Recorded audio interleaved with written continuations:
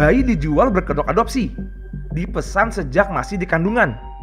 Melakukan perebutan bayi-bayi tersebut sejak dalam kandungan dengan harga sekitar 10-16 juta. Mbak, ada yang mau disampaikan nggak, Mbak? Benci orang tuanya. Hah? Kenapa? Benci orang tuanya, Mbak? Kenapa emangnya, Mbak? Yang jual, yang lapor. Oh, begitu.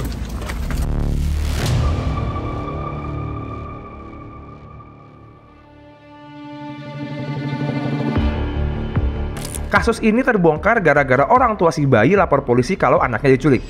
Tapi setelah diselidiki, polisi bilang bayi itu dijual, bahkan sempat diiklanin di Facebook. Masalahnya si pembeli bayi belum bayar lunas.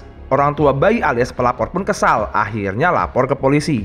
Nah, saat dikonfirmasi, pelapor bantah mau jual bayinya. Kita nggak nyangka emang kalau itu jaringan ya. Kita pikir kan orang milik bayi gitu aja. Ternyata setelah ketangkap pelakunya, jadi berkembang gitu kan. Mereka sindikat sampai ke luar negeri kan. Total ada 14 tersangka dalam sindikat jual beli bayi berkedok adopsi ini. Semua punya tugas masing-masing. Ada yang khusus cari bayi, ada yang jadi penampung sekaligus pengasuh, ada juga yang bikin dokumen palsu dan antar bayi langsung ke Singapura. Pokoknya komplit.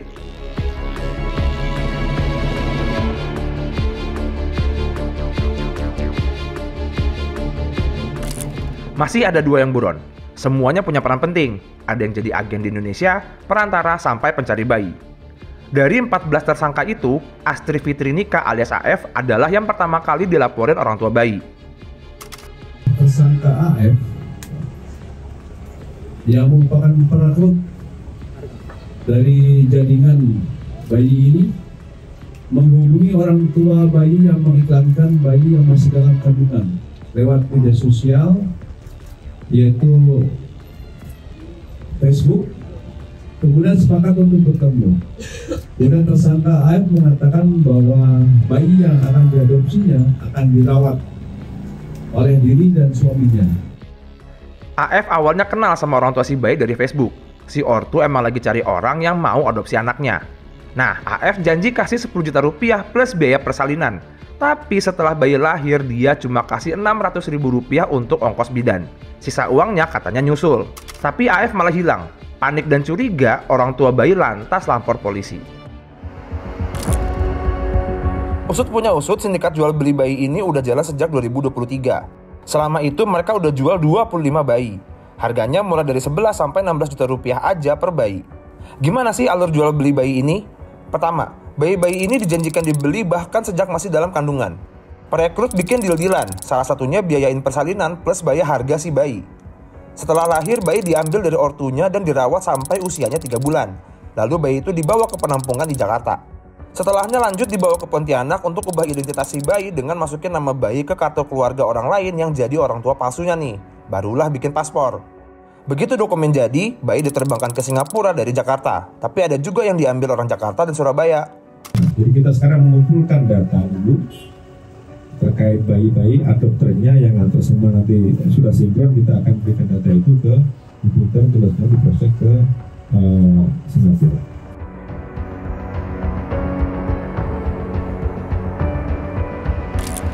Pertanyaannya, emang semudah itu ya bayi bisa diadopsi ke Singapura?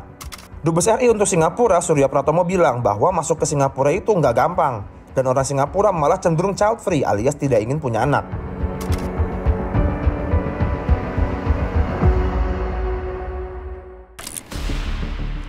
KPAI minta penyelidikan diperluas. Mereka curiga nih Singapura cuma jadi tempat transit.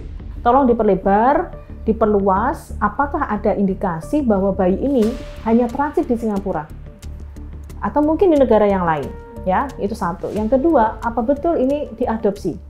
Semudah itukah orang mengadopsi di Singapura? Kan itu harus dipertanyakan. Atau jangan-jangan adopsi ini hanya sebagai kedok saja? Karena di kasus perdagangan bayi, hampir semuanya itu menyatakan bahwa ini untuk adopsi. Ya, bisa jadi kan ini perdagangan dalam bentuk yang lain. FYI, adopsi anak di Singapura nggak bisa instan loh.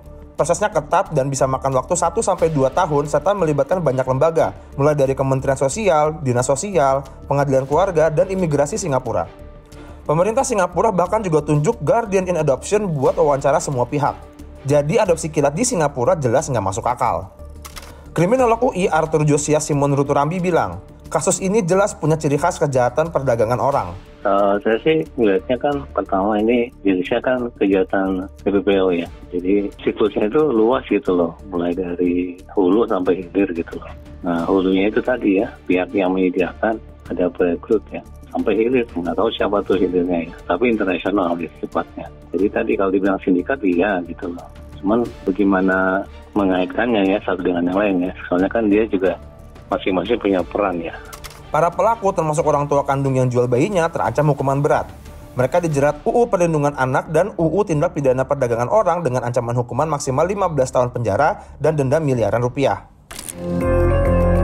Yayasan Sayap Ibu atau YSI sudah menangani lebih dari 900 adopsi resmi sejak 1978. Prosesnya jauh dari kata instan. Proses adopsi resmi di Yayasan Sayap Ibu dimulai dari wawancara kepada calon orang tua angkat nih. Kemudian calon ortu ini melakukan pendekatan dengan mendatangi anak itu berkali-kali selama 2-3 bulan buat bangun bonding sama anak. Kalau sudah cocok, YSI bakal survei rumah calon orang tua. Setelah lolos, anak diserahkan secara resmi untuk pengasuhan sementara selama 6 bulan. Selama masa itu, tim dari yayasan akan pantau dan kunjungi lagi. Kalau semuanya baik-baik aja, proses lanjut ke tim PIPA atau tim pertimbangan perizinan pengangkatan anak. Tim khusus ini berisi 13-15 institusi lintas kementerian dan lembaga. Mereka akan ngecek semua dokumen dan kelayakan orang tua angkat.